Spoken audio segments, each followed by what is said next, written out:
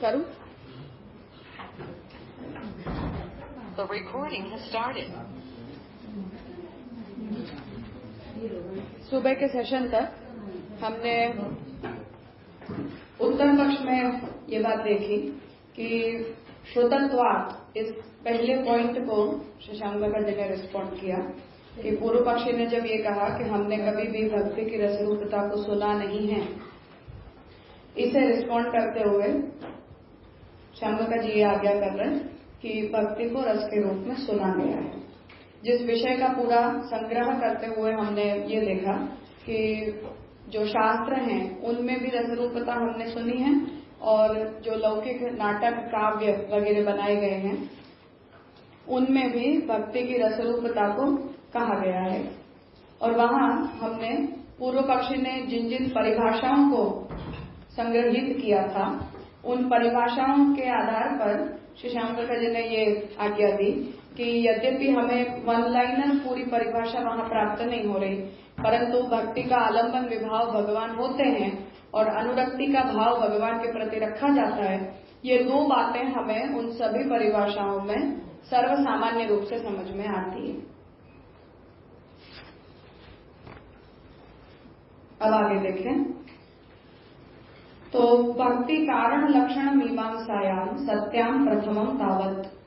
अब भक्ति का कारण क्या, अर्थात भक्ति का उद्गम कहाँ से, भक्ति हेतु, उसे बता रहे हैं कि भक्ति के हेतु पर जब लक्षण मीमांसा होने पर सबसे पहले हम ये लक्षण कहते हैं, नायम आत्मा प्रवचने न लभ्यो न मेधया न बहुना श्रुतेन यमेवैष वृणते तेन लभ्यः तस्यैष आत्मा विवृणते तनुं स्वाम् इति श्रुतेः अनुग्रह अपर पर्याय वर्णैक लभ्यत्वं परमात्मनो वेद्यम्।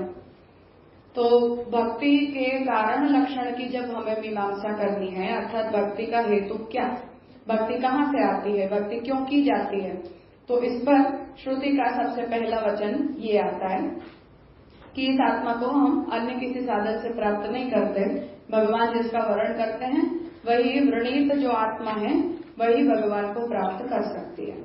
इस श्रुति में अनुग्रह के अपर पर्याय के रूप में वर्णैक लभ्य परमात्मा को बताया गया है, अर्थात भगवान का अनुग्रह हम जिसे कहते हैं उसी अनुग्रह को वहां भगवान के द्वारा किए गए वर्ण के रूप में बताया गया है।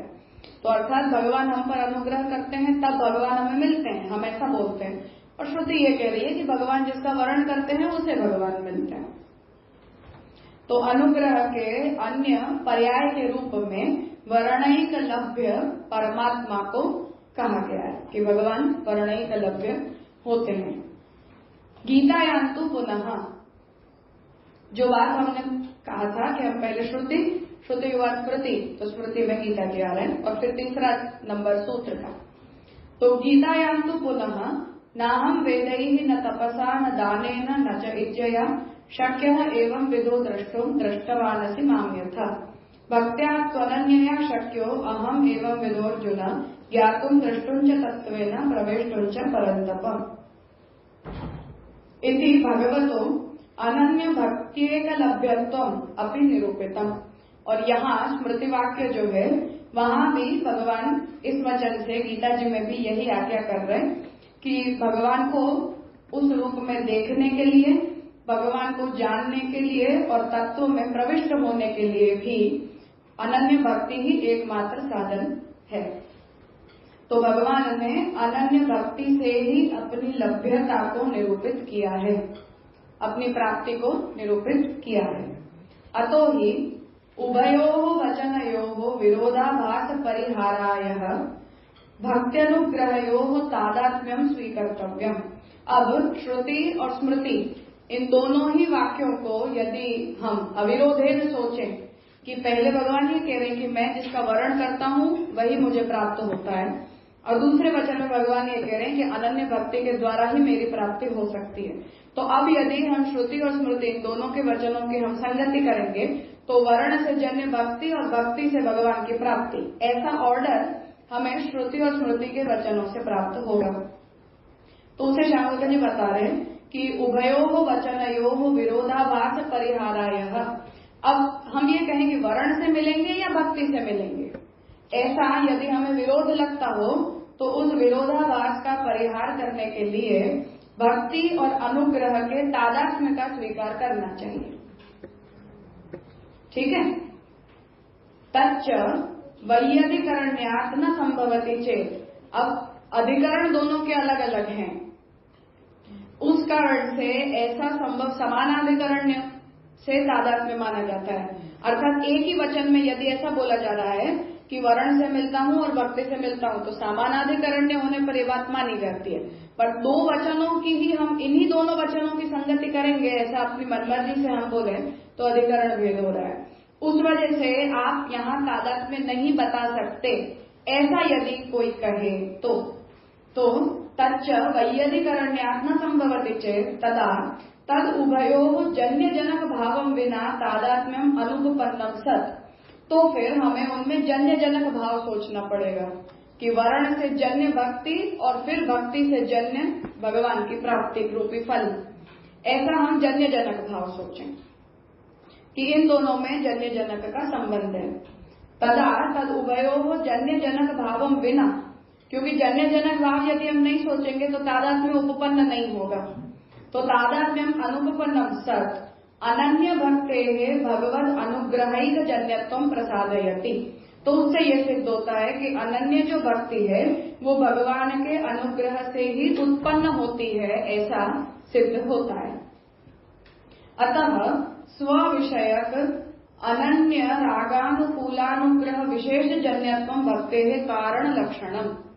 अब यहाँ सबसे पहला लक्षण इस बेसिस पर श्यामगंगा जी बता रहे हैं कि इसलिए अब क्या परिभाषा बनी, कारण भक्ति पैदा कहाँ से होगी। कारण शब्द यहाँ हेतु के अर्थ में, जिसे गोसाई जी भक्ति हेतु निर्णय में हेतु कह रहे हैं, उसे यहाँ कारण शब्द से बताया जा रहा है कि भक्ति को उत्पन्न करने का कारण क्या है।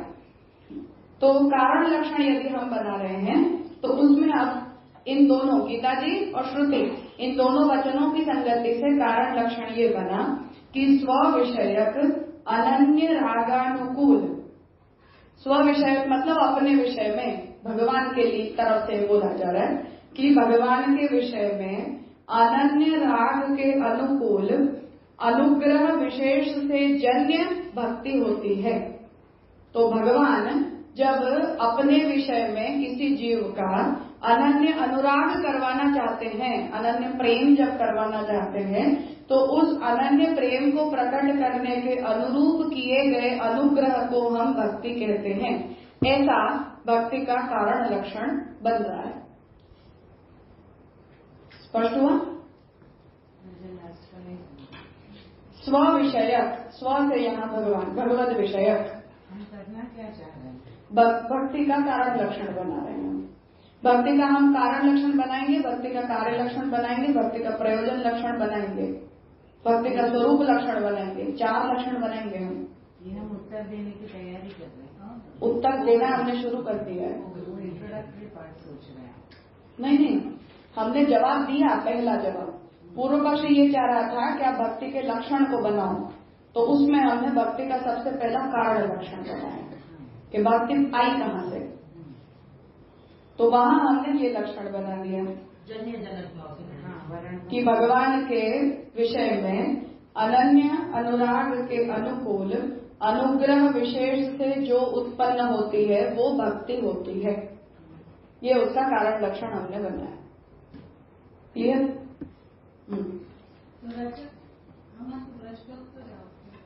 क्यों? तो हमारे ऊपर कौन सा अनुग्रह नहीं हुआ? तो भक्ति वर्धनी कहाँ जाएगी फिर? बीज भाव को कहाँ ले जाएंगे? ना, बिल्कुल। पुष्टि प्रभाव मर्यादा भेद कहाँ जाएगा? पूछ रहे डेफिनेशन आई कहाँ? मतलब हमने बनाई। हाँ, श्रुति और स्मृति के वचन की संगति से ये लक्षण हमने बनाया। तो वो जो यहाँ नायम आत्मा प्रवचन यमवेश भ्रूणते, वो भ्रूणते से ही ये पाठ आया ऐसा? गीता जी और श्रुति दोनों से ज्ञान भक्ति तो अनन्य शक्य हो वो पार्ट, और इसमें यमे वैश्य प्रवृत्ति देने लगते हैं। वो दोनों से आपने स्व विषय का अनन्य लाभ वो आया। हाँ, तो हमने उन दोनों, क्योंकि भगवान ने दो बातें कही कि एक तो जिसका मैं वर्ण करता हूँ वो मुझे प्राप्त करता है, और अर्जुन के प्रति भगवान ही आज्ञा कर रहे हैं कि जो अनन्य भक्त होता है अनन्य भक्ति से मुझे प्राप्त करता है। तो अब अनुग्रह से प्राप्त करते हैं या अनन्य भक्ति से प्राप्त करते हैं, वचन दोनों भगवान के हैं, तो हमने उनमें तादात्म्य किया। तादात्म्य के लिए हमने जन्य जनक भाव बनाया कि भगवान के अनुग्रह से अनन्य भक्ति पैदा होती है और अनन्य भक्ति से भगवान फल के रूप में प्राप्त होते हैं। तो जन्य जनक भाव बना के उन दोनों में हमने तादात्म्य बनाया। तादात्म्य से हमने ये कारण लक्षण बनाया कि भगवान अपने विषय में अनन्य रागानुकूल अनुग्रह जब करते हैं, ऐसा अनुग्रह कि जो भगवान के प्रति अनन्य अनुराग में परिणमित हो, ऐसा जो अनुग्रह करते हैं उससे विशेष रूप से जन्य जो भाव होता है अनन्य अनुराग का भाव, वो भक्ति कहा जाता है। ये लक्षण हमने बनाए। मतलब अर्जुन जी में दोनों हुआ ना? हाँ, हर भक्त में दोनों हुआ। भगवान का अनुग्रह हुआ, अनुग्रह से हमारे अंदर अनन्य भक्ति आई, भक्ति से हमें भगवान मिले। वो कुछ भी हो सकता है ना,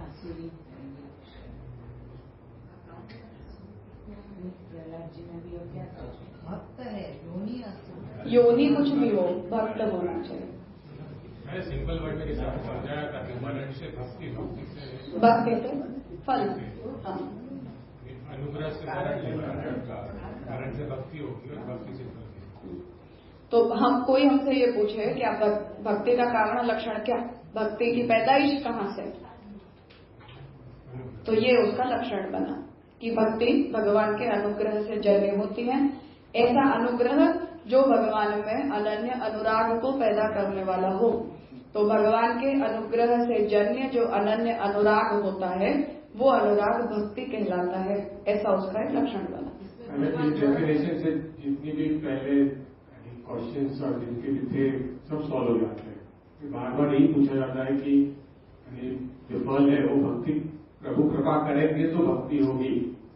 यहाँ से तो ये डेफिनेशन से तो हो गया ना, प्रभु ने कृपा की, कभी आपको जब प्रश्न ऐसा होता है कि प्रभु कृपा करेंगे तो प्रभु को प्राप्त करेंगे। प्रभु इसलिए प्रभु ने कृपा की, इसलिए आपको भक्ति हुई है, भक्ति से आपको प्रभु की प्राप्ति है। हम वैसे चारों लक्षण बनाएंगे तब वो प्रॉब्लम सॉल्व होगी। जितेंद्र पूछ रहे हैं कि व्हाट अबाउट समान अधिकरण। तो सामान्य जो वैयधिकरण हो रहा था उसी को हमने इसलिए ये बात कही कि जन्य जनक भाव मान लेंगे तो दोनों का तादात्म्य करने में तो कोई समस्या नहीं है। जैसे श्रुति से सिद्ध स्मृति होती है तो श्रुति और स्मृति में जन्य जनक भाव होता है कि नहीं संबंध। स्मृति क्यों प्रमाण होती है, क्योंकि श्रुति जन्य होती है। तो उसी संबंध से हम उन दोनों में जन्य जनक भाव ला रहे हैं, समानाधिकरण्य नहीं है। जन्य जनक भाव का मतलब है कि अधिकरण भिन्न है, कोई किसी से पैदा हो रहा है। तो मैं और मेरे पिता इनमें समानाधिकरण्य है कि जन्य जनक भाव है, तो वैयधिकरण ही है ना। तो वैयधिकरण ठीक है, तो जन्य जनक भाव है तो वैयधिकरण में कोई समस्या भी नहीं। समानाधिकरण्य तब होता है जब हम भाई होते हैं, दो भाई दो बहन, तो समानाधिकरण्य। जैसे यहाँ श्रुति में ही बताया होता अगर दोनों वाक्य तो समानाधिकरण होता, तो समानाधिकरण होता।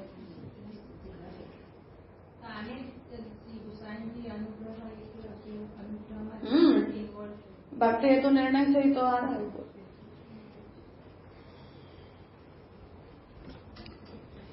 हाँ, अब इस लक्षण के ऊपर प्रश्न हो रहा है। प्रॉब्लम तो नहीं? ओके।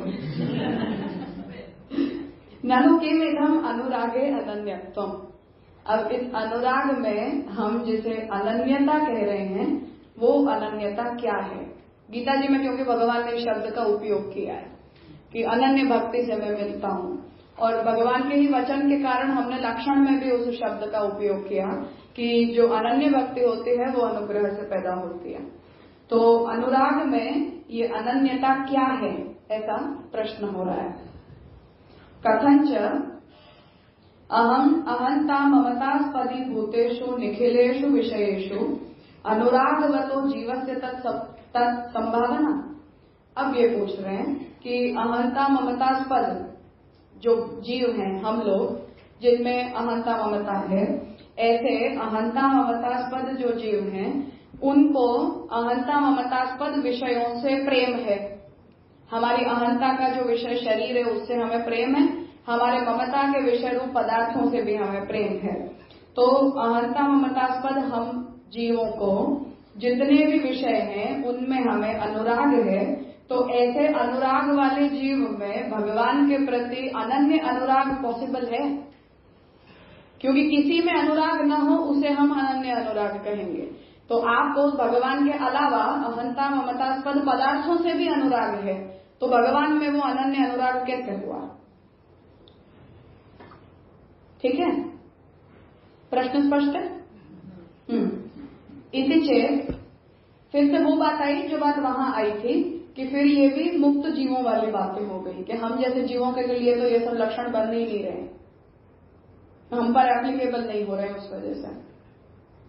इसी चेत लेकिन जब पहले आपने बोल दिया कि स्व विषय अनुराग ये हो जाएगा, तो फिर ये क्वेश्चन क्यों उठा? अहंता ममता हमको कहीं और भी होने दो, फिर भगवान के विषय में तो होगा ना राग। अनन्य अनुराग कहलाएगा वो, ये पूछ रहे हैं। इसीलिए ये क्वेश्चन आए कि अगर अहंता ममता दूसरी जगह फैली हुई है तो कैसे अनन्य राग हो? क्योंकि आपको दूसरी भी तो वस्तुओं से अनुराग होता है, तो अन्य इतनी सारे पदार्थों में आपका अनुराग लगा हुआ है और साथ में भगवान में भी लगा हुआ है, तो उसे हम अनन्य अनुराग कैसे कहेंगे?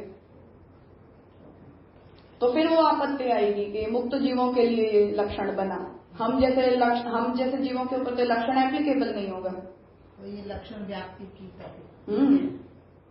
क्या फिर उसकी व्याप्ति हम जैसे जीवों के ऊपर जाएगी कि नहीं जाएगी? और अगर नहीं जाएगी तो वही पहले वाली प्रॉब्लम कि फिर इसे मुक्त जीवों के लिए छोड़ दो। इसी चेत तदपि श्रुति गीतयोः प्रतिपादितम एवं, यदि कोई ऐसा कहता है तो ये बात भी श्रुति गीता में कही गई ही है। तथा ही सर्वं खलु इदं ब्रह्म तज्जनानिति शान्तः उपासीत मनोमयः प्राण शरीरो भारूपः सत्य संकल्पः आकाशात्मा सर्वकर्मा सर्वकर्मः सर्वगन्धः सर्वरसः सर्वमिदम् अभ्यात्तो अवाक्यान् आदरः एषम आत्मा अंतर्हृदये अणीयान् व्रीहेः यवाद्वा ज्यायानेभ्यो लोकेभ्यः इति अस्मिन् वचने निरूपितम् यद् ब्रह्मणः सर्वरूपत्वं बाह्याभ्यन्तरवर्तित्वम् अणीय ज्यायत्वरूप विरुद्ध धर्माश्रयत्वादिकम् त एते उपासनार्थं कल्पिताः धर्माः उत अकल्पिताः पारमार्थिकाः। अब यहाँ ये बात आ रही है कि श्रुति इस बात को कह रही है कि सब कुछ ब्रह्म होता है, हमारे आसपास जो कुछ भी है वो सब कुछ ब्रह्म होता है और वो शांत होता है जिसकी हम उपासना करते हैं। मनोमय भी वही बनता है, प्राण भी वही बनता है, शरीर भी वही बनता है, आत्मरूप भी वो बनता है। सत्य संकल्प होने के कारण वो आकाश रूप भी बनता है। सर्वकर्मा, हर कर्म उसी से होता है, सभी को ब्रह्म की ही कामना होती है। हर गंध में ब्रह्म ही होता है, सभी रसों में ब्रह्म ही होता है। ये जो कुछ भी वाक्य हम बोलते हैं उन सभी के द्वारा हम उन्हीं का आदर भी करते हैं, उन्हीं का अनादर भी करते हैं। यही जो आत्मा है वो हमारे अंतर हृदय में रहती है। व्रीहि से लेके यव पर्यंत जितनी भी मात्राएं हैं, जितनी भी साइजेज हैं, उन सभी में ब्रह्म ही इस लोक में प्रकट होता है। ये बात श्रुति कह रही है। इस श्रुति से हम क्या ले रहे हैं? इत्यस्मिन् वचने निरूपितम यद् ब्रह्मणः सर्वरूपत्वम्। ये श्रुति क्या कह रही है कि ब्रह्म सर्वरूप होते हैं, ब्रह्म सब कुछ बनते हैं, हर रूप ब्रह्म का रूप होता है। बाह्याभ्यंतर वर्तित्वम, चाहे वो आंतर रूप हो चाहे बाह्य रूप हो, अंदर हो चाहे बाहर हो, हर रूप ब्रह्म का रूप होता है। अणीय ज्यायस्वरूप विरुद्ध धर्माश्रयत्वादिकम, तो छोटे से छोटा लेके बड़े से बड़े पदार्थों पर्यंत विरुद्ध धर्माश्रय से सिद्ध होने के कारण तदेते उपासनार्थम कल्पिता धर्माः। अब ब्रह्म की उपासना के लिए कल्पित धर्म क्या है? हमने जो ब्रह्म सूत्र में देखा था कि हम जब ब्रह्म की उपासना करते हैं तो हमें बोला जाता है कि तुम आकाश की उपासना करो। आकाश ब्रह्म है, अग्नि ब्रह्म है, पृथ्वी ब्रह्म है। तो इन शब्दों से श्रुति ये कहती है कि क्योंकि आप सीधा ब्रह्म की उपासना नहीं कर सकते हो, इसलिए ब्रह्म की उपासना करने के लिए आप पदार्थों को देखो कि इस पदार्थ के द्वारा तुम ब्रह्म की उपासना करो। तो आकाश को हम ब्रह्म का लिंग मानते हैं कि हमें आकाश को अगर हम समझेंगे तो हमें ब्रह्म समझ में आएगा। नियरेस्ट एग्जाम्पल आकाश है। तो हमें जब ब्रह्म को समझाना होता है तो श्रुति ये कहती है कि आकाशो ब्रह्म, आकाश ही ब्रह्म होता है। तो उस तरह से श्रुति जब उपासना के लिए उन कल्पित धर्मों को की ब्रह्मात्मकता बताती है तो उधर अकल्पिता पारमार्थिक। तो कल्पित धर्म जो होते हैं वो उपासना के लिए होते हैं या अकल्पित जो होते हैं वो पारमार्थिक होते हैं। कहने का मतलब ये है कि शंकराचार्य जी की बात के ऊपर यदि हम जाएंगे तो शंकराचार्य जी उन सभी लिंगों से द्योतित होने के कारण उसे सगुण ब्रह्म कह देंगे कि आप ब्रह्म का निर्देश कर नहीं सकते, ये ब्रह्म है ऐसा आप नहीं बोल सकते हो। तो मैं जब ये बोलती हूँ कि आकाश ब्रह्म होता है तो ये बात सगुण ब्रह्म के ऊपर गई, निर्गुण ब्रह्म के ऊपर नहीं गई। तो जो कुछ भी पदार्थ से हम ब्रह्म को लिंगित करते हैं, ब्रह्म को चिन्हित करते हैं, वो हर वस्तु में शंकराचार्य जी को सगुणता लगती है। हम क्या कहते हैं कि आकाश को हम ब्रह्म की संज्ञा क्यों दे सकते हैं? क्योंकि ब्रह्म सब कुछ बना है तो आकाश भी ब्रह्म ही है। तो अगर मैंने ये बोल दिया कि ये पुस्तक ब्रह्म है, इस पुस्तक को मैंने यदि ब्रह्म का लिंग मान लिया तो ये स्टेटमेंट पारमार्थिक स्टेटमेंट है या कल्पित स्टेटमेंट है? पारमार्थिक है। इतनी बात आई समझ में? यहाँ ये बोला जा रहा है कि फॉर एग्जाम्पल मैंने किसी भी वस्तु के द्वारा ब्रह्म का निर्देश करना चाहा तो वो निर्देश काल्पनिक बना या पारमार्थिक बना? श्रुति के वचन के हिसाब से पारमार्थिक बना जब ब्रह्म की सर्वरूपता का निर्देश श्रुति कर रही है। टोटलिटी में नहीं होगा, पार्शियल होगा। वॉट एवर पार्शियल, पर हम ब्रह्म को टोटलिटी में कभी बोल ही नहीं सकते, तो हमें मजबूरी है कि हमें उसे पार्शियल ही बोलना पड़ेगा ना। तो हम ये सोचें कि हम जब टोटलिटी में बोल पाएंगे तो बोलेंगे, तो आप बोलने लायक ही नहीं रहोगे। ब्रह्म को हम टोटलिटी में कभी बोल ही नहीं सकते, तो हमें उसे पार्शियली ही बोलना पड़ेगा।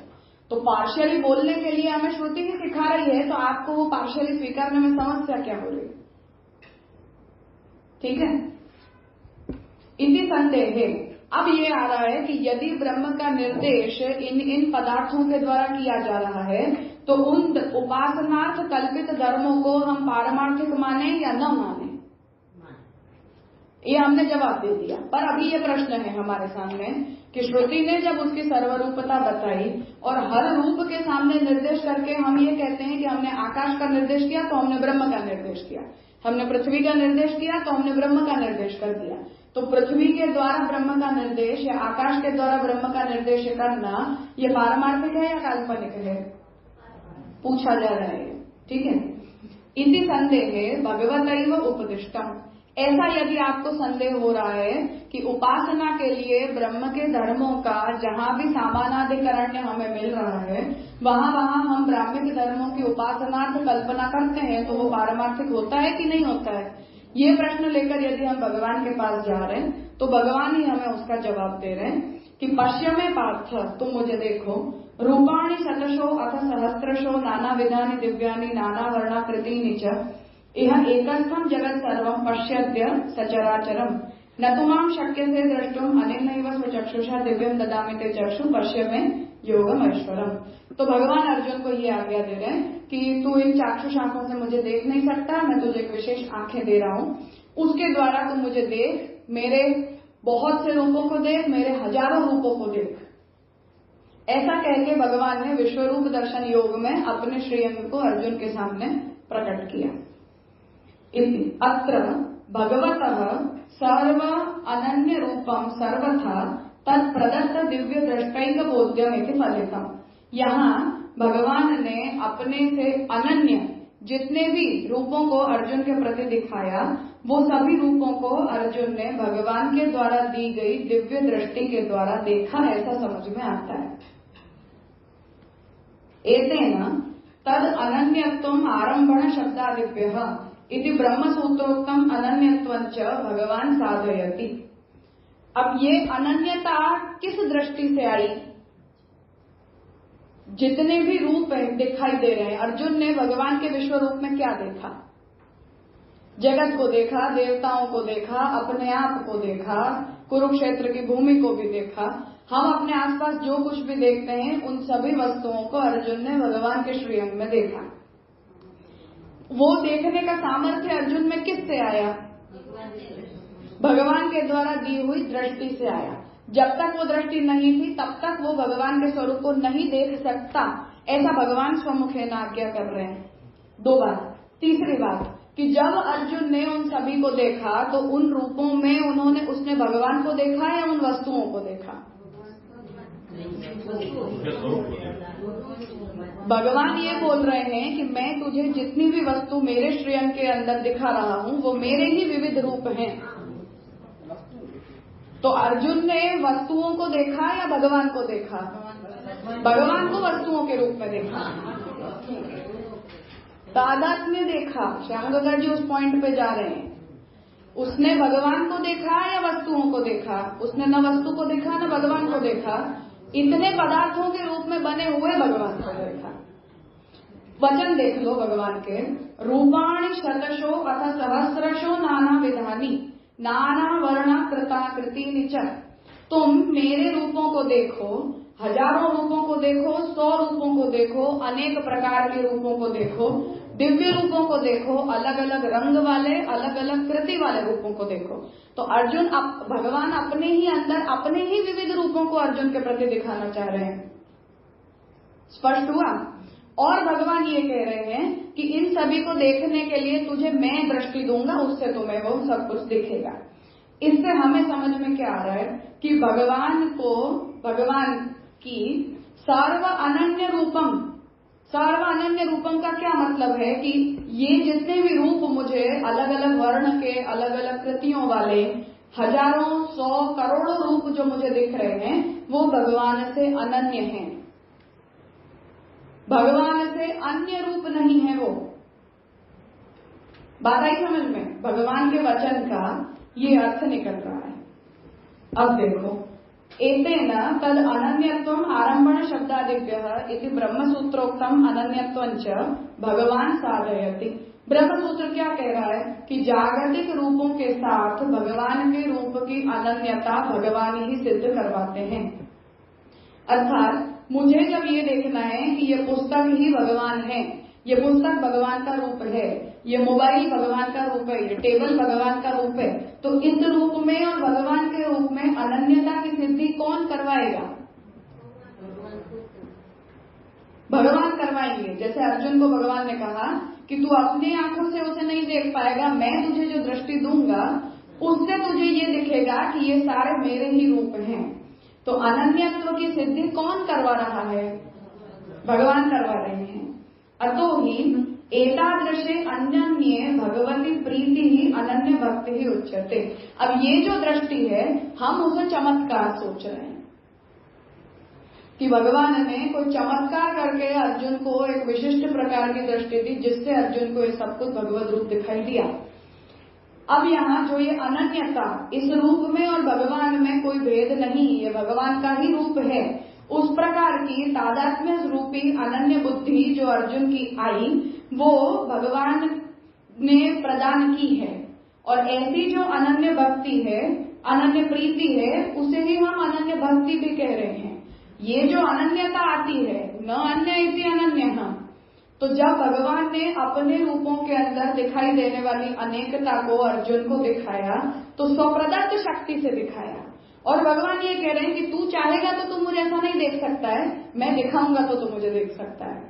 तो ये जो अनन्यता है वो भगवान प्रदान करेंगे तो आएगी, हमारी मर्जी से नहीं आएगी। एक बात, इतनी बात आ गई समझ में?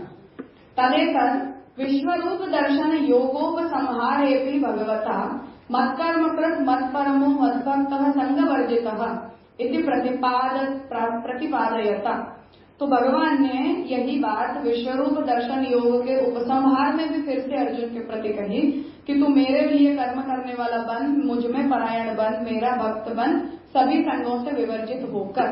ये प्रतिपादन करते हुए नारदोक्तम तदर्पिता खिलाचारत्वे सति तद विस्मरणे परम व्याकुलता रूपत्वम इति लक्षणमपि उपोद्बलितम। और यही बात जब नारद जी भक्ति को डिफाइन करते हुए बोल रहे हैं, तब नारद जी ये कह रहे हैं कि भगवान के प्रति अर्पित अखिल आचारों के बाद उनका विस्मरण होने पर परम व्याकुलता की जो अनुभूति होती है उसे भक्ति कहा जाता है। ये जो लक्षण नारद जी बोल रहे हैं वो भगवान के वचनों के संगति में बोल रहे हैं।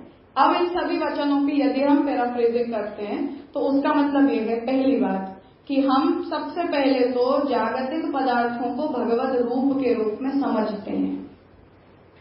सिद्धांत रस से याद रखना, बहुत स्पष्ट हो जाएगा विषय। हम जगत के सभी पदार्थों को भगवत रूप तब जानते हैं जब भगवान हमें ऐसी दृष्टि देते हैं। वो दृष्टि अनन्य भक्ति की दृष्टि होती है जो भगवान के अनुग्रह से हमें मिलती है। दो बात।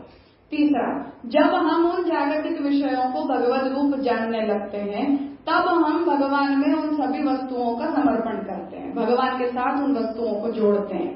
फिर जब जब जिन जिन वस्तुओं में हमें भगवान का विस्मरण हो जाता है, कोई भी वस्तु जब हमें भगवत रूप नहीं लगती, तब हमें जो व्याकुलता होती है उस व्याकुलता को नारद जी भक्ति कह रहे हैं। तात्पर्य ये हुआ कि भगवान अर्जुन से ये कह रहे हैं कि ब्रह्मांड के प्रत्येक पदार्थ को तू मदरूप जान, मुझ में मेरे स्वरूप के रूप में जान। अब जब हमने एज अ भक्त, हमें जब अर्जुन की तरह ये दिखाया गया कि जगत की हर वस्तु भगवान का ही रूप होती है, ऐसा जब हमें दिखाया जाता है तो उसकी इति कर्तव्यता क्या है वो अर्जुन के प्रति भगवान बता रहे हैं कि तुम मेरे लिए कर्म करने वाला बन, तुम मुझ में परायण बन, संग विवर्जित होकर तुम मेरा भक्त बन। तो मुझ में कर्म करने वाला बन का मतलब है कि हम अपने आप को भगवान से जब अलग नहीं जानते तो अपने प्रत्येक कर्म को हम भगवत अर्पित करते हैं। जब हम अपने आप को, अपनी जुड़ी हुई वस्तुओं को भगवान से भिन्न नहीं जानते तो उन वस्तुओं को हम भगवत अर्पित करके भगवान के भक्त बनते हैं और संग विवर्जित हो जाते हैं, क्योंकि अब हम किसी भी वस्तु को कृष्ण से भिन्न नहीं जानते। जब हम ऐसा जानते हैं तब नारद जी हमसे ये बात कहते हैं कि जो व्यक्ति ने भगवान के प्रति अपने सभी आचारों को, आचार करना, तो अपने सभी आचारों को जब भगवान के प्रति अर्पित कर दिया है तो उनका विस्मरण हो जाने पर जो परम व्याकुलता की जो अनुभूति होती है उसे मैं भक्ति कहता हूँ।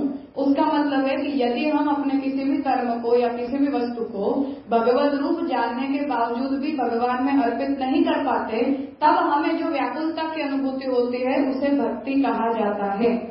तो ये बात, अब मूल पॉइंट के ऊपर जाओ कि हमसे ये पूछा गया था कि यदि आपको जगत के पदार्थों में अहंता ममता लगी हुई है तो कृष्ण के प्रति होने वाली भक्ति को आप अनन्य भक्ति कैसे कहोगे। तो अब हम किसी भी वस्तु को कृष्ण से अन्य जानते ही नहीं है जब, तो उनमें होने वाली हमारी अहंता ममता से अनन्यता भंग कैसे हुई। जब हर वस्तु कृष्ण रूप होती है, सर्व कर्म कृष्णात्मक होते हैं, हर गंध कृष्णात्मक होती है, हर रस कृष्णात्मक होता है, हम खुद कृष्ण रूप होते हैं, ऐसी अनन्यता की दृष्टि हमें भक्ति से मिलती है जो भक्ति हमें अनुग्रह से मिलती है। ऐसी दृष्टि मिल जाने पर इति कर्तव्यता ये आती है कि हम अपने हर कर्म को कृष्णार्पित करते हैं, हम अपने आप को कृष्णार्पित करते हैं, अपनी वस्तुओं को हम कृष्णार्पित करते हैं। तो जब हम उनका कृष्ण के प्रति अर्पण करते हैं और अर्पण न कर पाने पर हम व्याकुलता की अनुभूति करते हैं, तब फिर अनन्यता भंग कैसे हुई। अनन्यता भंग नहीं हुई। आया कॉन्टेक्स्ट समझ में। तो ये बात यहाँ समझा रहे हैं कि जब नारद जी ये परिभाषा बना रहे हैं तो नारद जी श्रुति, स्मृति और भागवत गीता जी का जो भगवान का वचन है उन तीनों की संगति करके ये लक्षण बना रहे हैं कि जिस जीव ने भगवान के प्रति अपने सभी आचारों को अर्पित कर दिया है वो जब उनका विस्मरण हो जाता है तब व्याकुलता की अनुभूति करता है। तो ये लक्षण इस बैकग्राउंड से आ रहा है। इतना क्लियर है। वो अर्पण से हुआ ना। हमने जब सब वस्तु को कृष्णात्मक जाना तब तो हमें अर्पण बुद्धि पैदा होती है ना। जब खुद को अंशभूत जाना तब समर्पित अर्पण बुद्धि। तो अंशभूत जाना तो हमने अपनी और भगवान की अनन्यता जानी कि नहीं जानी? हाँ, वो तो जाना। तो वही तो उसका ग्राउंड है। तो जानी मगर स्वरूप पदार्थ को नहीं जाना। तो पदार्थ को ब्रह्मात्मक जाने बिना महात्म्य ज्ञान कैसे हुआ? अंशभूत है एक, तो इसलिए ऐसा क्या बोलते हैं उसको, कर्तव्य बोध हुआ कि हम भगवान के अंश है, तो उसको हमें अंश की सेवा करनी चाहिए। ये बोध नहीं हुआ कि ये सब भगवदात्मक है, अनन्यता का बोध होकर समर्पण नहीं किया। तो सिद्धांत रहस्य क्या कहता है इस बारे में? सर्व कार्य सर्व वस्तु तस्माद आदव सर्व कार्य सर्व वस्तु समर्पण। गंगात्म सर्वदोषाणाम न निवृत्ति कथन चलना। तो हम वहाँ ये कह रहे हैं कि हम व्यतिरेक देखते हैं भगवान से तो वो दोष रूप होता है, भगवान के साथ उसका हम अन्वय देखते हैं तो वो निर्दुष्ट होता है, उसकी ब्रह्मता हो जाती है। वो तो तब कि जब वो भगवत उच्चिष्ट होके हमारे पास आया तब। हाँ, पर उससे पहले हमने ब्रह्म संबंध लेते वक्त जब बोला तो हम क्या बोले? तो सब आपका है ऐसा बोला और हम डांटे हैं ऐसा। और ये आपका है तो हम अपने अभिमान से वो बात नहीं बोले। हम जानते हैं कि ये सृष्टि भगवत रूप है तो सब कुछ ऑलरेडी आपका ही है। नहीं, जब किया उसमें नहीं पता था। नहीं, प्रोसीजर क्या है हाँ, इसकी वो तो सही। कि शास्त्र अवगत्य मनोवाक देह कृष्ण सेव्य, इस प्रक्रिया से यदि हम जाते हैं तो शास्त्र हमें पहली अंडरस्टैंडिंग ये देता है कि ब्रह्मांड भगवत रूप होता है, जगत की हर वस्तु भगवत रूपा होती है, नाम रूप कर्म भगवान के सत और चित्त से उत्पन्न होते हैं। प्रवरत्न संग्रह से हम इतना बेसिक तो जानकर चलते हैं ना।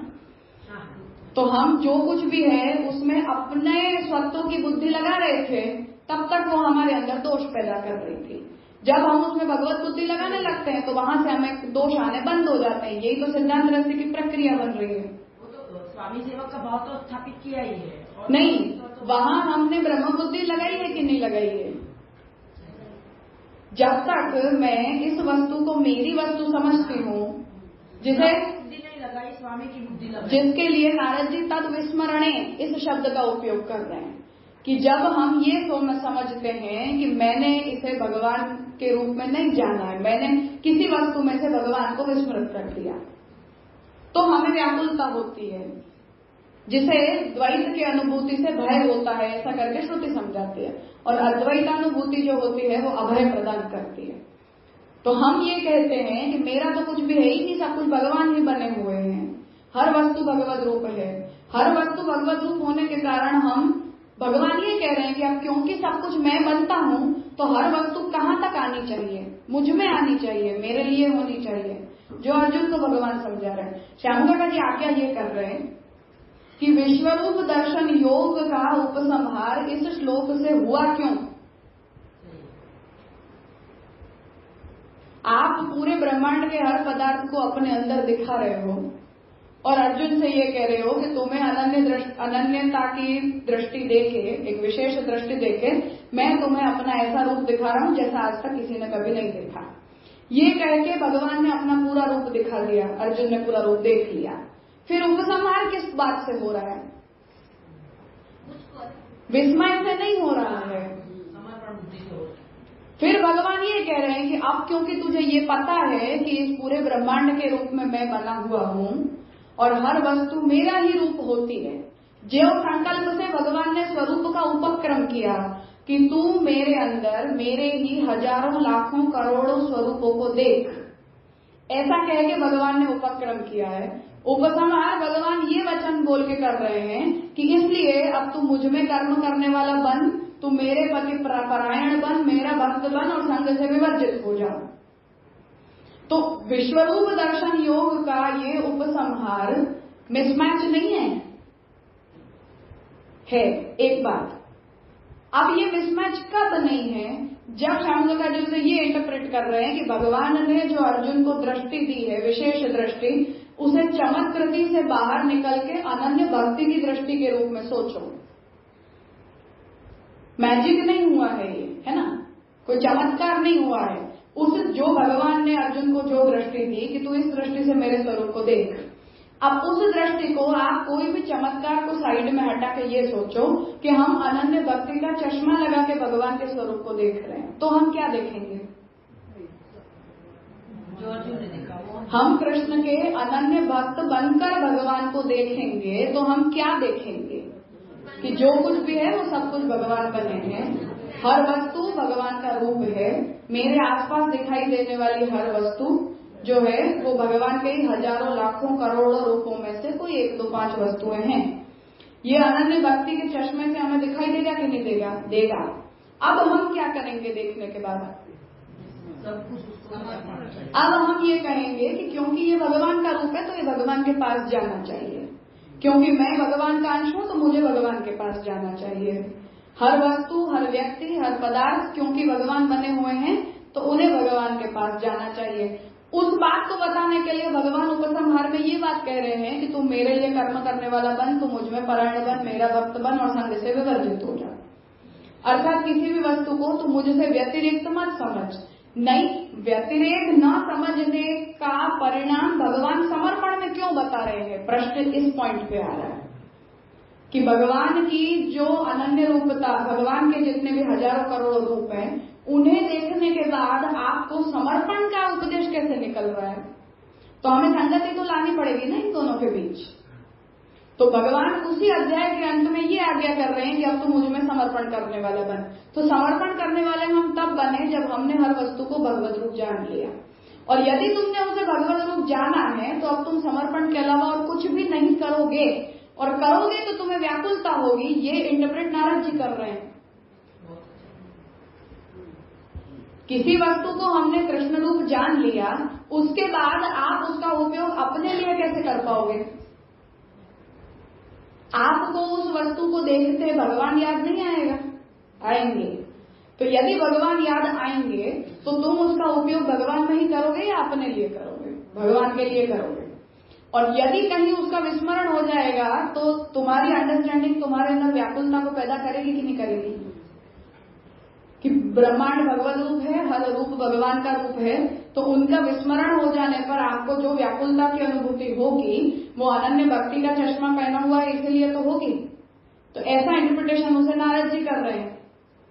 तो यदि हम श्रुति का वचन जहां भगवान की सर्वरूपता बताई है, गीता जी का वचन जहां भगवान अर्जुन को ये कह रहे हैं कि मेरे द्वारा दी गई दृष्टि के द्वारा तू मुझे इस तरह से देखेगा, फिर उपसंहार में भगवान का वचन जहां उन सभी वस्तुओं को भगवत समर्पित करने की आज्ञा भगवान दे रहे हैं, और फिर चौथा नारद जी का वचन जहां वो ये कह रहे हैं कि किसी भी वस्तु में यदि हमें भगवत रूपता का विस्मरण हो जाता है तो हमें व्याकुलता की अनुभूति होती है। इन चारों को यदि हम एक लाइन में लेकर आते हैं तो उससे भगवत दृष्टि का परिणाम समर्पण में होता है। ऐसा उसका इंटरप्रिटेशन इन चारों वचनों से निकल रहा है कि नहीं निकल रहा है? निकल रहा है।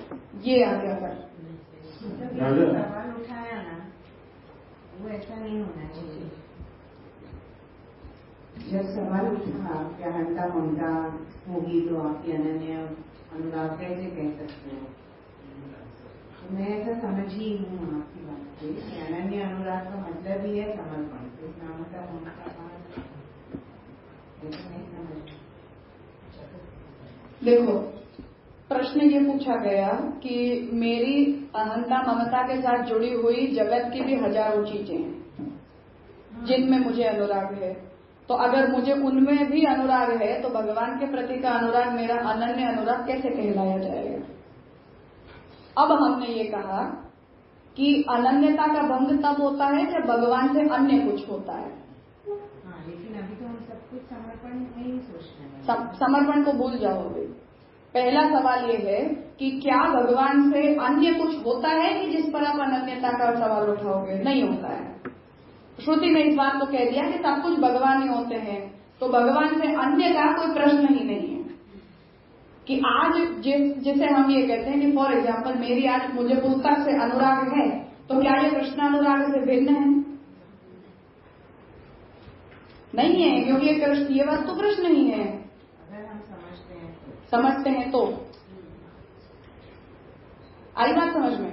तो ये वस्तु कृष्ण ही है, तो इससे मेरा अनुराग कृष्णानुराग से भिन्न नहीं है। एक बात।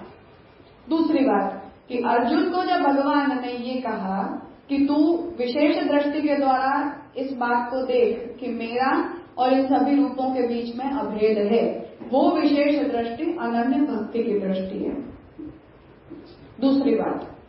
तीसरा, अनन्य भक्ति के द्वारा जब हमने ये देखा कि ब्रह्मांड की हर वस्तु भगवान का ही रूप होती है, तब फिर हम कोई भी कर्म करेंगे तो किसके लिए करेंगे? किसी भी वस्तु का हम उपयोग करेंगे तो किसके लिए करेंगे? भगवान के लिए करेंगे। अपना भी हम उपयोग करेंगे तो किसके लिए करेंगे?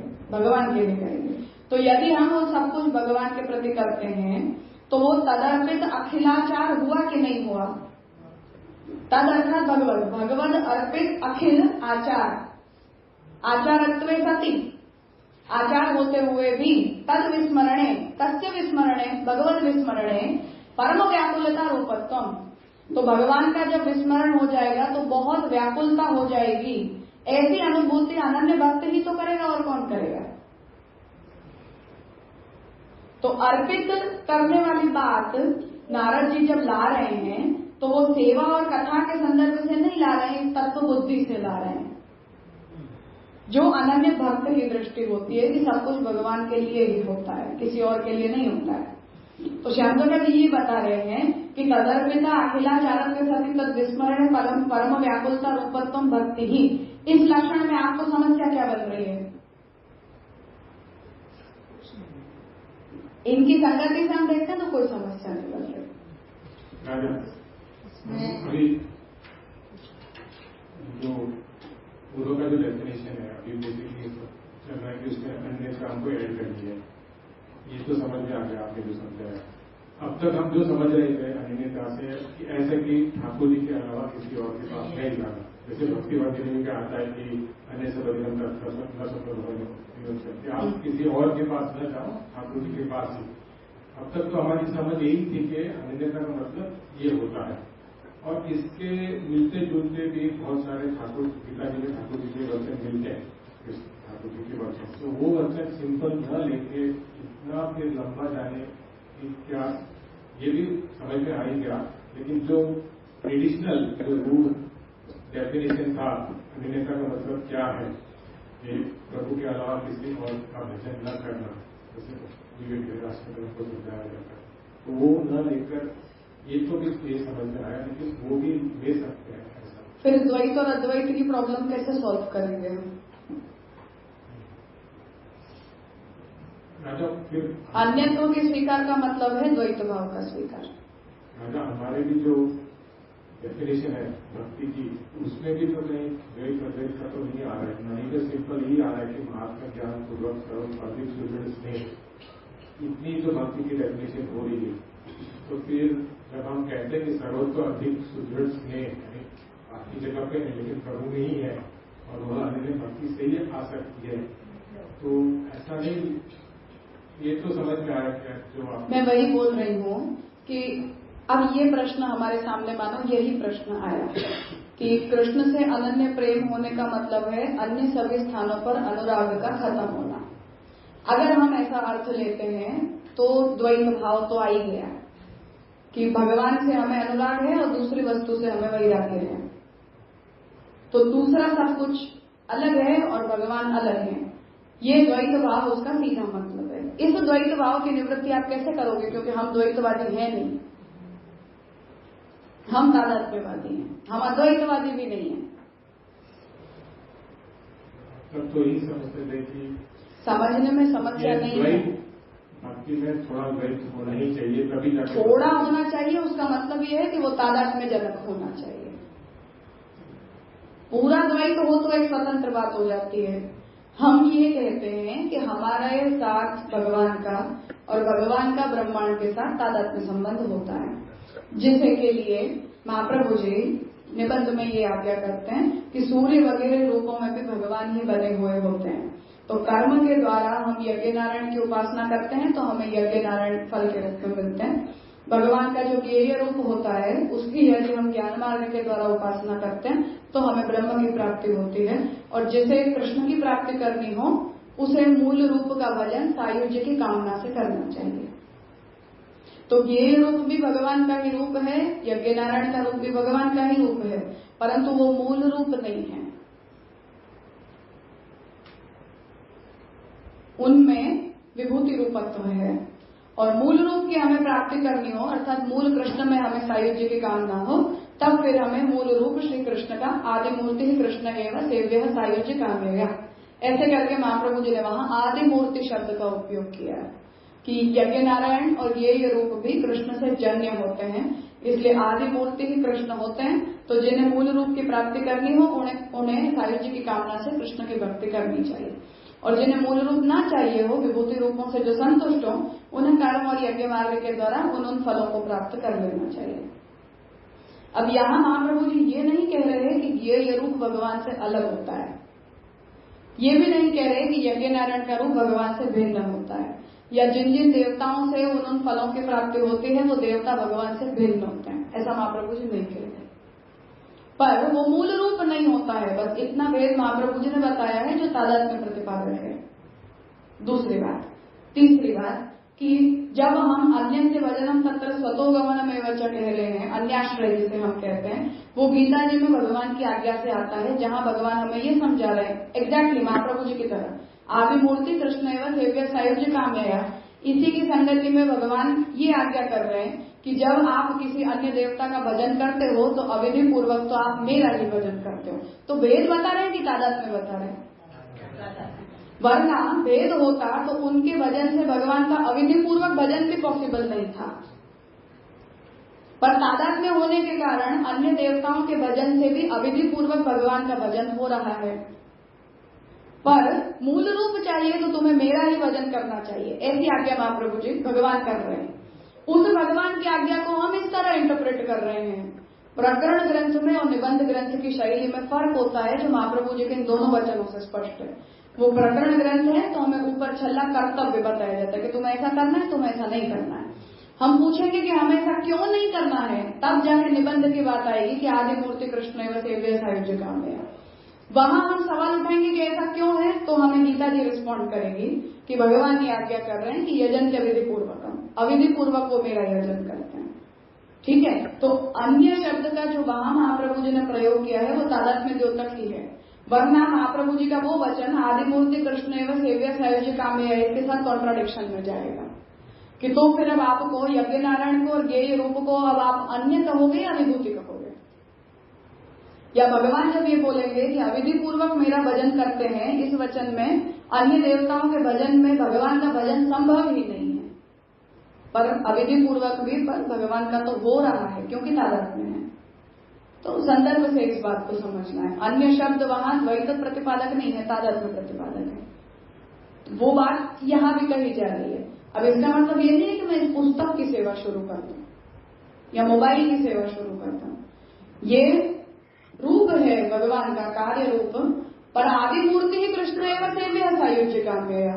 तो तुम्हें मूल रूप चाहिए तो तुम्हें उसी कृष्ण की सेवा करनी चाहिए सायुज्य की कामना से, मोबाइल की, पुस्तक की या देवता की नहीं करनी चाहिए। उसी टोन में ये बात कही जा रही है कि मैं सब कुछ बनता हूं, पर उसका मतलब ये नहीं है कि तुम कल टेबल की सेवा करना शुरू कर दो। पर टेक्निकली ये टेबल कृष्ण है, इसे आप डिनाई तो नहीं कर सकते हो, पर तादाद में है तो जितना अभेद स्टैंड करता है उतना ही भेद भी स्टैंड करेगा। श्यामगंगा जी ने ब्रह्मवाद की जो पुस्तक है उसमें भेद सहिष्णु अभेद तादाद में होता है या अभेद सहिष्णु भेद तादाद में होता है, इस पर भी बहुत लंबा डिस्कशन किया है। भेद सहिष्णु अभेद अलग वस्तु होती है और अभेद सहिष्णु भेद एक दूसरी बात होती है। तो हम अभेद सहिष्णु भेद को तादाद में नहीं कहते हैं, क्योंकि तादात्म्य का साहचर्य अभेद के साथ होना चाहिए, भेद के साथ नहीं होना चाहिए। तो हम भेद सहिष्णु अभेद को ही तादात्म्य कहेंगे, जहां अभेद के साथ सीधा साहचर्य तादात्म्य का होगा, भेद के साथ नहीं। तो हम उल्टा देंगे तो हमारे बोलने में कोई फर्क नहीं पड़ेगा, पर तादात्म्य का साहचर्य भेद के साथ जाएगा, भेद के साथ नहीं। तो it will be a big problem. तो इसमें ये वचन कहाँ बैठेगा कि जगत को, संस्कृत मुझे नहीं आ रहा है, लेकिन जगत को भगवत रूप जानो, उसमें आसक्ति न करो।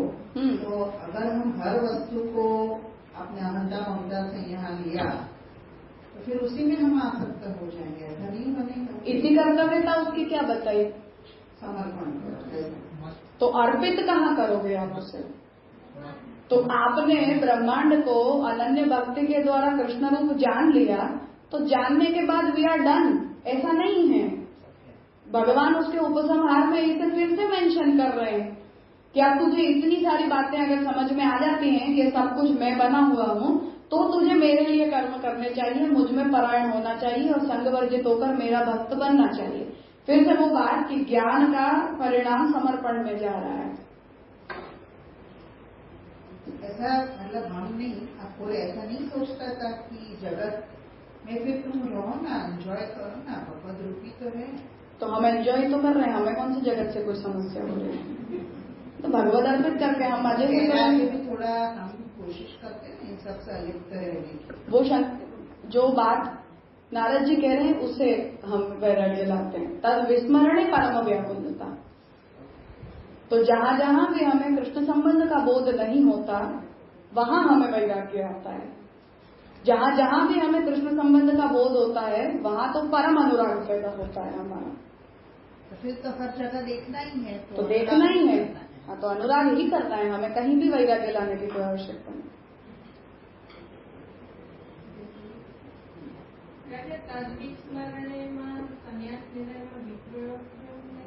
नहीं, वो नहीं है। भगवत विस्मरणे परम व्याकुलता रूपत्वम, यही उसका मतलब है। तो जहां भी हमें कृष्ण संबंध का ज्ञान नहीं हो रहा, वहां वहां हमें परम व्याकुलता आएगी। और जहां हमारा अर्पित आचार है, वहां वहां हमें व्याकुलता नहीं आएगी। तो हमारे अखिल आचार भगवत अर्पित होने चाहिए, जिसे भगवान ने मत कर्म कृत कहा है, मत परमो कहा है, मत परायण होना कहा है। ऐसा जीव कर सके जो व्याकुलता बिना ऐसी सब बात समझ सकते। हाँ, सर्वात्म भाव से ही तो हम कहेंगे, सर्वस्मिन आत्म भाव। तब तक क्या, तो फिर भक्ति नहीं कही जाएगी, उससे पहले का जो स्टेज है उसको सब कही जाएगी। अभी आगे आएगा, कार्य लक्षण आएगा, उसमें स्पष्ट हो जाएगा। अभी तो हम केवल कारण लक्षण देख रहे हैं। एक प्रश्न है, अब वो तो विभूति के संबंध में है कि आपने बताया कि जैसे यज्ञ नारायण कर्म मार्ग से और ज्ञान मार्ग से ब्रह्म की प्राप्ति होती है, तो वो जो होते हैं जो ज्ञानी से प्राप्त होते हैं और कर्म मार्ग से, वो विभूति है, ऐसा बताया ना आपने। तो विभूति क्यों है? क्योंकि ब्रह्म ज्ञान पूर्वक ही तो तब करते हैं, तब तो यज्ञ नारायण मिलते हैं, और ज्ञानी को तो ब्रह्म ज्ञान होता ही है, तो फिर उसको विभूति क्यों कहा है?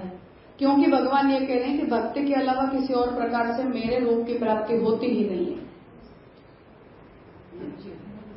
तो नायमात्मा प्रवचन न लभ्यो न मेधया न बहुधा श्रुते न, तो बहुधा श्रुत को ही तो हम ज्ञानी कहते हैं। बहु मेधा वाला जो होता है उसे ही तो हम ज्ञानी कहते हैं। तो भगवान तो कह रहे हैं कि मैं उसे मिलता ही नहीं है। और उपासना वाले को भी नहीं मिलते हैं। सबको विभूति प्राप्त होती है। अनन्य भक्ति के अतिरिक्त और कोई प्रकार से मैं प्राप्त किया नहीं जा सकता। कोई कृष्ण की उपासना कर रहा है मर्यादा मार्ग से, तो वो अनन्य भक्त नहीं कहेगा, कहलाएगा। निरुपाधिक है तो कहलाएगा। निरुपाधिक होनी चाहिए, मोक्ष कामना वाली नहीं होनी चाहिए, प्रेम से करनी, फिर विभूति परिवस्था ही हो जाएगी। मैं उनके बारे में कुछ नहीं कहती। नहीं। कोई बड़ा कहता है तो हम उनकी वाणी से कह सकते हैं, मैं नहीं कहना चाहती। नहीं, फिर वो पुष्टि है। नहीं, लेकिन विभूति से क्या समझना? विभूति मतलब क्या? मूल रूप की उसको प्राप्ति नहीं होती है। नहीं होती है। तो क्या प्राप्त हुआ फिर उसको? भगवान अपने किसी तिरोहित अंश से प्राप्त हो जाते हैं। कुछ उसमें मिसिंग है, कुछ मिसिंग है, तो उस तिरोहित रख के भगवान मिलते हैं। तो जैसे कि नारायण यज्ञ नारायण है, तो वो साक्षात स्वरूप से वहाँ पर है, जहाँ पर है उसका कुछ रोग है, ऐसा कुछ है जो विभूति रूप से है। क्या मतलब समझना क्या है? हाँ, नारायण को ही यज्ञ नारायण कहते हैं। अक्षर नहीं, नारायण। नहीं, तेज सैया पर जो विराजने वाले नारायण है उसकी बात कर रहे हो। और जो अक्षर ब्रह्म, जो ब्रह्म को प्राप्त करता है, वो तो लाइव अक्षर में लाइव हो जाता है, उसकी तो कोई बात नहीं। लेकिन वो भी विभूति है। हाँ, वो तो अक्षर तो विभूति है ये। नारायण की विभूति बदल है। नारायण की विभूति है, जो जितना अक्षर है ऐसा ही नारायण है। कुछ नहीं है।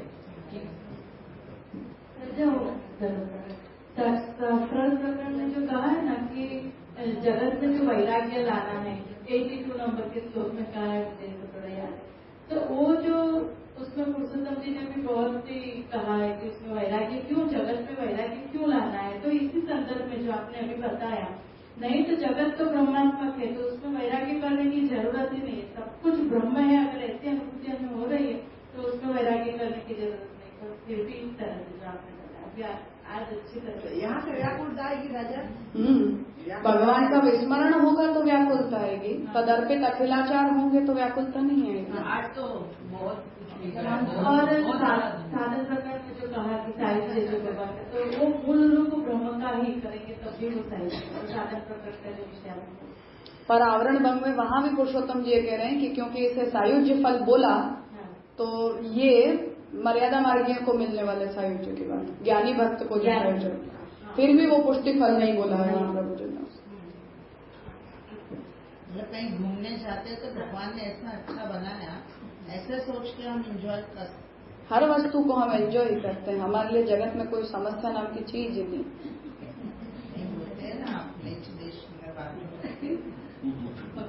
तो भगवत दृष्टि बन जाए तो कोई म्लेच्छ होता ही नहीं है, कोई म्लेच्छ नहीं होता है। देश स्थान व्यक्ति से तो स्थान बनता है ना, हम उसे म्लेच्छ स्थान इसलिए बोलते हैं क्योंकि म्लेच्छ वहां रहते हैं।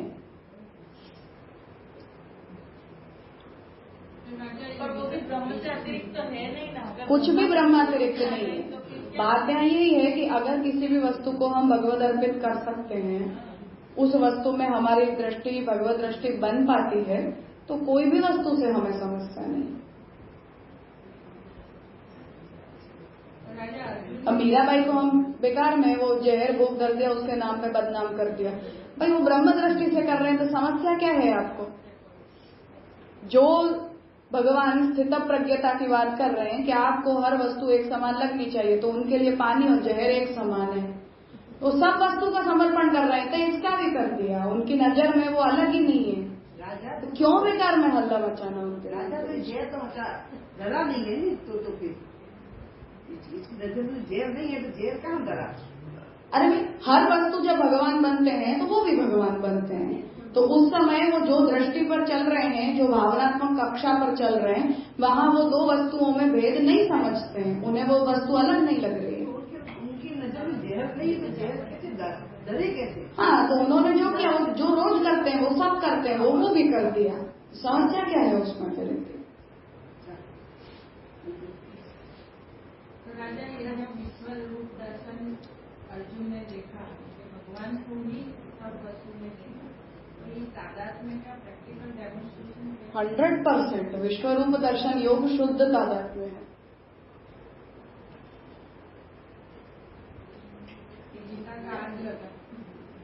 और जब तक आप तादात्म्य नहीं देखते हो तब तक समर्पण प्रैक्टिकली ही पॉसिबल नहीं।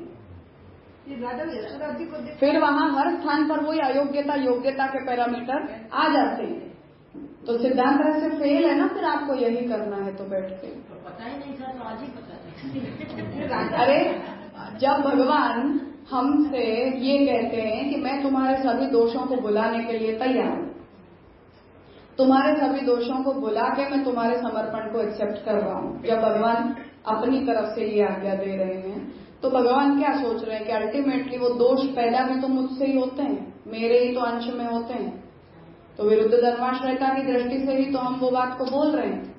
तो दोष भी भगवान में ही है, गुण भी भगवान में ही है, अच्छा भी भगवान में ही है, बुरा भी आएगा तो ब्रह्म से ही तो आएगा, और कहां से निकल कर आएगा। तो हम जब जैसे हैं ऐसे हैं, तो अपने उन दोषों को भी हम भगवत दत्त ही समझते हैं, गुणों को भी भगवत प्रदत्त ही समझते हैं। तो उस भाव से जाओ ना भगवान के पास। किसने रोका? नहीं रोका है किसी ने। उस भाव से भगवान हमें स्वीकार रहे हैं कि दोष भी मेरे और गुण भी मेरे, तो तुम आ जाओ, मुझे कोई नहीं है समस्या। तो हम उन वस्तुओं का समर्पण इसी भाव से करते हैं कि हमारे पास अगर थोड़ा बहुत गुण है, आज हम ब्राह्मण वर्ण में पैदा हुए तो हमारा कुछ गुण है, शूद्र वर्ण में पैदा हुए तो हमारे अंदर किसी प्रकार का कोई दोष है, पुरुष बन गए हमारे अंदर कुछ गुण है, स्त्री योनि में हमारा जन्म हुआ हमारे अंदर कुछ दोष है। दोष भी भगवान से आते हैं, गुण भी भगवान से आते हैं, तो उस भाव से हम समर्पण कर दे रहे हैं भगवान को। हम इस बात से करते हैं कि जो कुछ है वो सब अपने मालिक का है, तो जिसका है उसको अर्पण करो, सब कुछ उसका ही है तो सब अर्पण करो। लेकिन अनन्यता का भाव नहीं था कि वही है सब, ऐसा भाव नहीं था, उसका है सब। बस आज वो तो हम वहाँ ये कहते हैं कि अपने स्वत्व का वहाँ इसीलिए हम विचार नहीं करते क्योंकि सब कुछ भगवान बने हुए हैं। वो तो आज उसका वो एनलार्ज हुआ ना ये बात। तो इसीलिए शंकर जी ये आज्ञा कर रहे हैं कि विश्वरूप दर्शन योग की शुरुआत ऐसे हो रही है और उसका उपसंहार भगवान के ही वचनों से हो रहा है, जहाँ भगवान समर्पण को बता रहे हैं। तो जब शुरुआत ऐसी हो रही है, उपसंहार ऐसा हो रहा है, तो आरंभ और उपसंहार में संगति तो चाहिए कि नहीं चाहिए? तो या तो उपसंहार भी ऐसी ही तत्व दृष्टि से होना चाहिए था कि हाँ तू सब कुछ मुझको जान और मेरे अंदर ध्यान कर, जो शंकराचार्य जी कह रहे हैं, हाँ ज्ञानी भक्त बनो, ज्ञानी बनो तुम। तो हमें विश्वरूप का दर्शन करके बहुत ज्ञान मिल गया, आप बैठे बैठे उस विराट पुरुष का ध्यान करते रहो। पर भगवान ने ऐसा कर्तव्य बताया है? नहीं बताया है। भगवान ये कह रहे हैं कि तू सब कर, मेरे लिए कर्म कर, मुझ में परायण बन, मेरा भक्त बन। तो जब भगवान विश्वरूप दर्शन योग का उपसंहार समर्पण के उपदेश के द्वारा कर रहे हैं, तो ये ज्ञान का कल्मिनेशन भक्ति में है कि नहीं है? है। इसलिए नारद जी ये कह रहे हैं कि अब हमें तदर्पित अखिलाचार वाला बनना चाहिए। तो हमारे अखिल जितने भी आचार हैं वो भगवद अर्पित होने चाहिए और भगवान का विस्मरण होने पर हमें व्याकुलता का अनुभव होना चाहिए, क्योंकि तुम भक्त हो, तुम जानते हो कि सब कुछ भगवान है, भगवान के लिए है, भगवान खुद है। क्योंकि राजा परम व्याकुलता उद्भव नहीं होता हो तो क्या समझना, भक्ति नहीं है। इसीलिए मैंने कहा कि ये कारण लक्षण है। तो हम कारण लक्षण पर ये सोच रहे हैं, कार्य लक्षण जब आएगा भक्ति का, तब हम उस बात को इनकॉर्पोरेट करेंगे कि इसका फंक्शनल पर्पस क्या होता है। राजा आज नारद जी मुझे और एक मिनट, और कारण लक्षण का जो मतलब है वो ये है कि इसके बिना भक्ति बनेगी नहीं बनेगी। क्या किया फिर हमने? कोई बात नहीं, अब आज से करेंगे। बहुत कुछ हम लास्ट में पढ़ते समझते हैं। तो सर्व सामर्थ्य है तो वो समझ जाते होंगे। ऐसी बुद्धि मैंने नहीं सोची, अज्ञान भी मैंने दिया और ज्ञान भी तो आपके ऊपर हमारे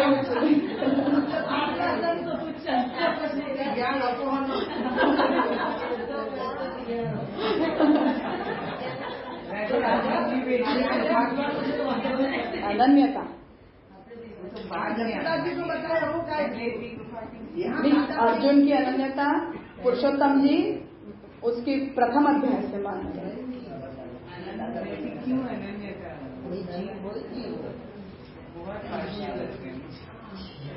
तो क्यों ना हो पार्शियल, हम हर कोई पार्शियल ही होता है, कभी हम इक्वली किसी के साथ व्यवहार नहीं करते।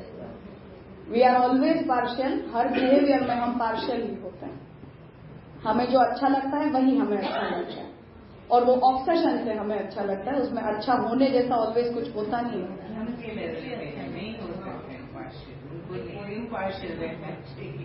पर भगवान के लिए पार्शियल और इम्पार्शियल का भेद ही स्टैंड नहीं करता है। राजा जो अर्जुन को बताया विराट और जसोदा जी को बताया, वो वहाँ का पर्पज क्या है, यहाँ का वहाँ भी भगवान ने इसी पर्पज से दिखाया, लेकिन फिर लीला की आवश्यकता थी तो विस्मरण करवा दिया। पर्पज ही था।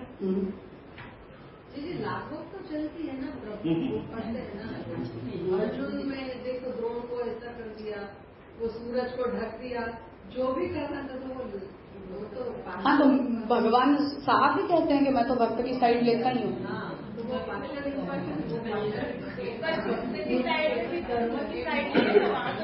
पर चाहे कुछ हो, भगवान अगर किसी के प्रति पार्शियल हो भी रहे हैं तो वो अपने ही प्रति हो रहे हैं, आत्मदृष्टि में। तो वहाँ ऐसा हम बोल ही नहीं सकते कि ऐसा हुआ और ऐसा हम इनके साथ ऐसा नहीं। तो खुद को ही प्रेम भी कर रहे हैं और खुद से ही द्वेष ही कर रहे हैं, तो हम कौन बोलने वाले। द्वैत हो तो बोल सकते हैं, अद्वैत हो तो नहीं। देव और असुर में तो है पर दैवासुर बने कौन? तो खुद से ही द्वेष किया, खुद से ही प्रेम किया, तो हम थोड़ी कोई एलिज कर सकते हैं। वैश्य में निर्गुणता का दोष नहीं आएगा।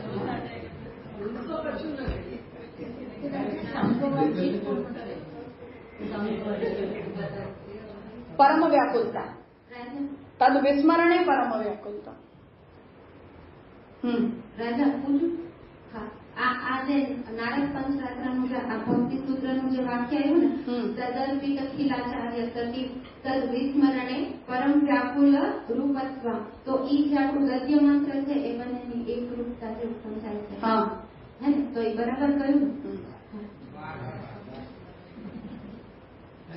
डिस्कशन में समझ आया। यहाँ पर जो छांदोग्य उपनिषद का वचन है, उसके बाद वहाँ पे विरुद्ध धर्माश्रय की बात, वो पंक्ति अगर वापस हो सके सर्वरूपत्वम। इति अस्मिन् वचने निरूपितम यद ब्रह्मणः सर्वरूपत्वम। तो छांदोग्य उपनिषद में भगवान की सर्वरूपता कही गई। बाह्याभ्यंकर वर्तित्वम, क्योंकि भगवान अंतर्वर्ती भी होते हैं और बाह्यवर्ती भी भगवान होते हैं। अणि अणि यज्ञाः स्वरूप विरुद्ध धर्माश्रयत्वादिकम, तो भगवान अणु भी बनते हैं, बड़े भी बनते हैं। हाँ, तो व्रीहि के रूप में भी भगवान ही बनते हैं और यव के रूप में भी भगवान ही बनते हैं। तो जो कुछ भी है वो भगवान बनते हैं। इसके द्वारा विरुद्ध धर्माश्रयता को दिखाते हुए तएते विरुद्ध धर्माश्रयत्वादिकम, तो विरुद्ध धर्माश्रयता के अलावा भी भगवान के जितने भी धर्म हैं वो सारे गुण तो हैं। विरुद्ध धर्माश्रय होना भगवान का एक गुण है, उस तरह अन्य भी भगवान के जो गुण है। तएते उपासनार्थम कल्पिताः धर्माः उत अकल्पिताः पारमार्थिकाः, तो भगवान में जो ये धर्म बताए गए, आकाश रूप होना, सर्वकाम होना, सर्वरस होना, सर्वगंध होना, ये सब धर्म भगवान में कल्पित हैं या पारमार्थिक हैं? क्योंकि कल्पित हैं ये सगुण ब्रह्म वाली बात होगी जो शंकराचार्य जी कहेंगे कि भगवान का आकाश होना ये भगवान में कल्पित है धर्म। इसीलिए वो शाखारुंधति न्याय में जाएगा कि किसी भी रूप में आपने भगवान की उपासना की तो वो रूप कल्पित होने के कारण मिथ्या होता है, क्योंकि भगवान अरूप होते हैं। तो वो कल्पितता का प्रश्न यहाँ मतलब लाने का संदर्भ ये कि भगवान में वो धर्म वास्तविक हैं या कल्पित हैं, ये प्रश्न बना इससे कि भगवान अपने इतने सारे रूपों के नाम गिनवा रहे हैं, तो उन रूपों को हम पारमार्थिक माने या कल्पित माने? इसका जवाब हमें गीता देगी कि जहां भगवान ये दे रहे हैं कि कल्पित होते तो भगवान उन्हें अपने रूप क्यों बताते हैं?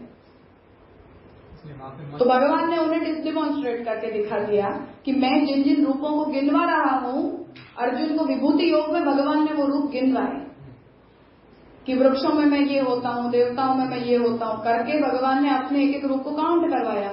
फिर अर्जुन ने भगवान से पूछा है कि आप इतने इतने रूप अपने बता रहे हो, मुझे वो सारे रूप देखने हैं।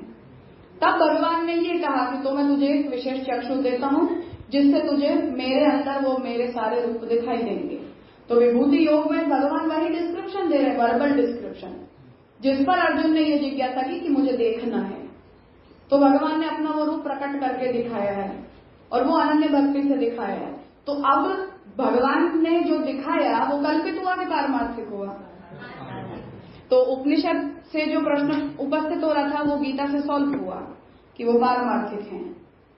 और यदि वो कल्पित और पारमार्थिक वाला भेद नहीं होता तो विशेष चक्षु और सामान्य चक्षु वाली बात भी नहीं आती, क्योंकि तुम्हें तब भी कल्पित ही रूप दिखाने हैं तो तुम्हें विशेष दृष्टि प्रदान करने की आवश्यकता ही क्या है? इसलिए कभी भी जब उपनिषद वचन है कभी भी पारमार्थिक है और यहाँ भी पारमार्थिक है। वहां वो प्रॉब्लम सॉल्व नहीं हुई तो हमने गीता जी से देखा कि वहां भगवान क्या कह रहे हैं। तो भगवान ने उसे अपने में दिखाया और ये कह के दिखाया कि मैं तुम्हें एक विशेष दृष्टि दे रहा हूं जिससे तू उसे देख। और जब भगवान के द्वारा दी हुई दृष्टि से अर्जुन ने देख लिया तब फिर भगवान उसे ये कर्तव्य दिखा रहे हैं कि अब तू समझ गया है कि मैं सर्वरूप होता हूं, मैं सर्वकाम होता हूं, सर्वगंध होता हूं, सर्वरस होता हूं, तो अब तू ये कर। तो भगवान वहां ये कह रहे हैं कि जो बात ये जो वचन है ज्ञातुम दृष्टुम च तत्वेन प्रविष्टुम च परंतप, वो भी एकादश अध्याय से ही वचन आ रहा है। भक्त्या त्वनन्या शक्य अहम एवं विदुर्जुन। यहाँ से ये बात आई ना कि अर्जुन को भगवान ने ये बोला कि अनन्य भक्ति के अलावा किसी और प्रकार से मुझे ज्ञातुम, मुझे जाना नहीं जा सकता, दृष्टुम, मुझे देखा भी नहीं जा सकता, और तत्वेन प्रविष्टुम मतलब मुझे प्रवेश भी नहीं किया जा सकता। तो जब दृष्टुम भी अनन्य भक्ति के द्वारा हो रहा है, तो यहाँ जिस दृष्टि को प्रदान करने की भगवान बात कर रहे हैं वो दृष्टि अनन्य भक्ति की दृष्टि हुई कि नहीं। अब इन तीनों श्लोकों में सामानाधिकरण्य है, ये बात तो स्पष्ट है क्योंकि एक ही अध्याय के श्लोक है। फिर वहां वैयाधिकरण वाली भी कोई प्रॉब्लम नहीं आ रही है। तो जब सामानाधिकरण्य है तो इन तीनों श्लोकों का हम एक ग्राउंड पे जज कर सकते हैं, उनमें हम तादाद में जन्य जनक भाव को लाए बिना भी सिद्ध कर सकते हैं, क्योंकि तीनों एक ही अध्याय के श्लोक हैं, एक ही शास्त्र के श्लोक हैं। तो हम भक्त्या त्वनन्या शक्य अहम एवं विदुर्जुन ज्ञातुम दृष्टुम च तत्वेन परवेष्टुम च परंतप, ये वचन। फिर पश्य में पार्थ रूपाणी शतशो, तो पश्य में पार्थ दृष्टुम में जा रहा है कि नहीं जा रहा है? जा रहा है। ये दो वचन हो गए। तीसरा वचन मत कर्म कृत मत परमो मत भक्तो संगवर्जित, ये हुआ जो उपसंहार से आ रहा है। तो संगति में हम देखें तो 11वें स्कंद का प्रारंभ पश्चिम में पार्थ वहां से हो रहा है, मध्य में फिर भक्त्या त्वनन्या शक्य अहम एवं विदुर्जुन आ रहा है, और उपसंहार भगवान मत कर्म कृत मत परमो मत भक्तों से कर रहे हैं। अब तीनों का सामानाधिकरण लाते हुए हम इन तीनों को एक वाक्य के रूप में बिठाएंगे तो निकलेगा क्या मतलब कि भगवान को देखने की दृष्टि अनन्य भक्ति की दृष्टि होती है, उसी से भगवान में प्रवेश भी होता है, उसी से भगवान का ज्ञान भी होता है और उसी से भगवान के दर्शन भी होते हैं। तो ये अनन्य भक्ति की ही दृष्टि है जो भगवान अर्जुन को दे रहे हैं। उसी से अर्जुन को भगवान का ये स्वरूप दिखाई दे रहा है जिसमें भगवान से सब कुछ अनन्य है। जिस प्रश्न से पूरी प्रॉब्लम खड़ी हुई थी अहंता ममतास्पद पदार्थों की, तो वो अनन्यता की दृष्टि भगवान ने अर्जुन को दी, तो अर्जुन को भगवान में एकवद भाव दिखाई दिया, और एकवद भाव दिखाई देने पर भगवान इसी कर्तव्यता ये बता रहे हैं कि तू मुझ में कर्म करने वाला बन, मुझ में परायण बन। और फिर नारद भक्ति सूत्र आ रहा है जहां नारद जी ये कह रहे हैं कि तद अर्पित अखिलाचारत्वे सति तद विस्मरण परम व्याकुलता रूपत्वम। तो अखिल आचार होते हुए भी विस्मरण का ग्राउंड क्यों बन रहा है? क्योंकि तादाद में है, अभेद नहीं है। ब्रह्म परमात्मा भगवान वो का भी पारमार्थिक देखिए आएगा ही। राजा 10वें अध्याय में तो भगवान ने सारा उसको बताया कि मैं ये हूँ वो हूँ। तो 11वें अध्याय में फिर अर्जुन जी ने कहा ना कि मुझे तो ये सब देखना है आपका, तो उन्होंने पहले डिमांड की, फिर ठाकुर जी ने। बिल्कुल। तो राजा ये समझ सकते ना एक में अनेकता दिखा, हाँ वो तो ठीक है, उसमें तो कोई डाउट ही नहीं, पर वो अनेकता की जो एकता है वो अनन्य भक्ति से दिखेगी, ये श्याम गोका जी मेन बात ला रहे हैं। क्योंकि वो भगवान ने वो क्लॉज रखा है कि अनन्य भक्ति के अतिरिक्त कोई और प्रकार से तुम मुझे देख भी नहीं सकते, तुम मुझे जान भी नहीं सकते, और मेरे तत्व रूप में तुम प्रवेश भी प्राप्त नहीं कर सकते। तो अर्जुन जी ने डिमांड किया और भगवान ने। हाँ, तो वो अनन्य भक्ति का जो फैक्टर है वो भगवान के ज्ञान में, भगवान के दर्शन में और भगवान के तत्व रूप की प्राप्ति में आया कि नहीं आया? बीच में आया। पर वो अनन्यता भगवान जब देखे तभी वो आए। वो हमने पहले ही परिभाषा में दे दिया कि वो अनुग्रह जन्य है,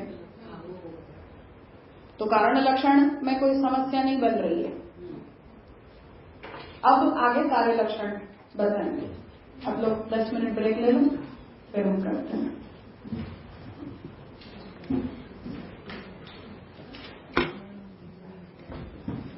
This session is no longer being recorded.